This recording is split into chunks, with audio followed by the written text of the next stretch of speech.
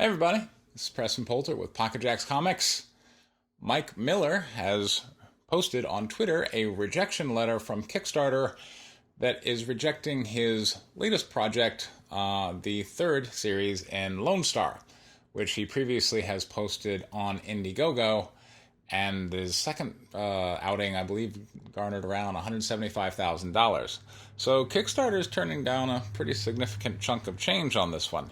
Let's explore why this might be. So, first, obviously, we should start with the letter from Kickstarter itself, which reads as follows. Hey Mike, thanks for sharing your project with us. We've carefully reviewed it against our rules and were unable to prove it to launch. As a public benefit corporation committed to fighting inequality and creating a more equitable world, Kickstarter does not allow discrimination, subjugation, or intolerance towards marginalized groups. We recommend you review our rules and list of prohibited items to learn more. This decision is not negotiable. We appreciate your understanding. Kickstarter trust and safety. So that's kind of vague as as all these kind of Silicon Valley giants who've decided to unperson you, you get a very vaguely worded response that just refers you to vaguely worded terms of service. Let's take a look at the artwork, which Mike Miller also posted in the tweet here. So we got this page where Lonestar is beating up a lot of what Mike Miller says are, MS-13.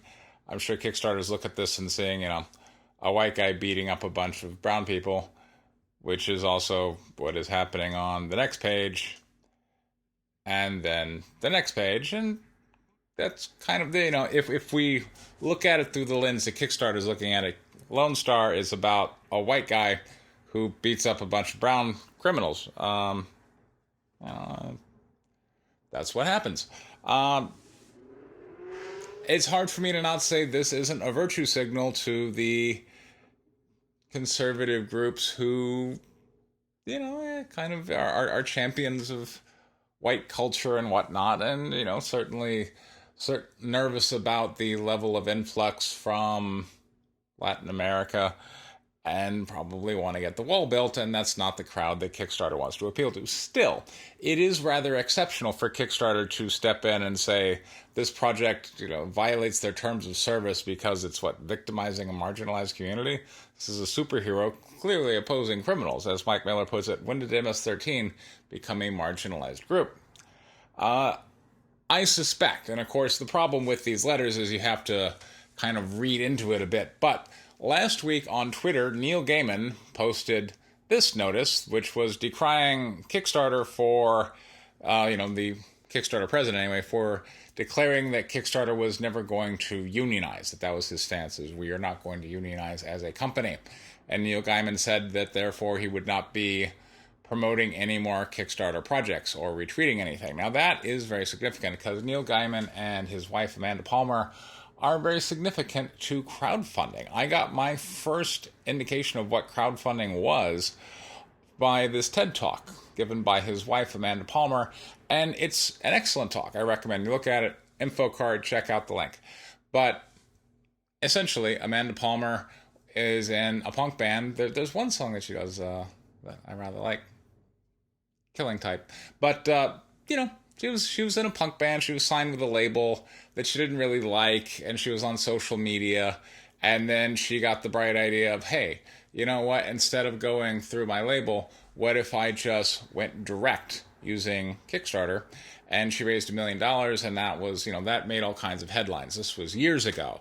And the idea that this musician, relatively unknown, raised $1 million on Kickstarter, just directly publishing her music, that was kind of the inspiration for a lot of people, including later comic creators, go along and go, hey, I could do that. So Neil Gaiman and his wife are very influential when it comes to Kickstarter, and I'm sure that Neil Gaiman's tweet all of a week ago was probably not well received within the halls of Kickstarter. But at the same time, the president, I'm sure, was dead set against unionization because that is not particularly healthy for the growth of a company. So we have basically Kickstarter who has been working very hard to cater to, the social justice left, being, located in Silicon Valley. Every time I go on Kickstarter, right on their front page, they're showing me some type of comic book project, and it's always some kind of gay, feminist, trans-friendly kind of, thing. So that is definitely their group. And so I'm sure Neil Gaiman's condemnation on Twitter was hurting. And next week, here comes Mike Miller submitting Lonestar. Now, in the past, Mike Miller has been part of Comicsgate. In fact, his character Lonestar was put in the Comicsgate Alliance cover.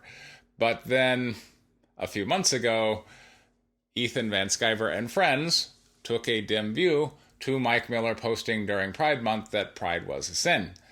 And based on the flack between Ethan and War Campaign, of course, always gets involved and starts dogpiling, Mike Miller was like, and this also led to Doug TenNaples' exit from the movement. We're like, you know what, we don't want to be associated with this group anymore. And so now we have Mike Miller, who's not a former Comicsgater, but is now kind of wandered over to Kickstarter, which, as I've indicated, is a larger platform. It has 7 times the user base of Indiegogo, and is like, hey, now that I no longer have to go to Indiegogo, because if you're on Comicsgate, you must go to Indiegogo. And he's like, well, having free to that, I'll go over to Kickstarter and see what they have to say. And this is 1 week after Neil Gaiman is causing all kinds of problems. And so you can imagine the bureaucrats at Kickstarter are like, the social justice left is already kind of calling for our blood because of, Neil Gaiman's tweet. Now, if we approve Lonestar, what they're going to look at as a Comicsgate project of a white man beating up a bunch of brown people, that's not going to go well. So I'm sure that probably factored into their decision. This unfortunately leaves Mike Miller kind of going back to Indiegogo, where I'm sure he'll do fine, and probably this campaign, I anticipate, will do even better than the last one. So it's not that we need to feel bad for poor Mike, but it is one of those cases of where you've got creators who aren't in Comicsgate, but yet are too conservative to really be taken over on Kickstarter, and they kind of fall into this middle ground. Truly independent comic books, I suppose you might look at it. Speaking of Kickstarter, my project, White Lily Issue 4, goes up on Monday. It has been approved. It took only a few seconds. I've got a track record there. I don't even have to kind of get, an actual human's eyes on my projects anymore. So that will be going up on Monday on Kickstarter. There will be a link for that down in the description. I encourage you to take a look at my project. This has been Preston Poulter with Pocket Jacks Comics. Thank you very much for your time. Take care.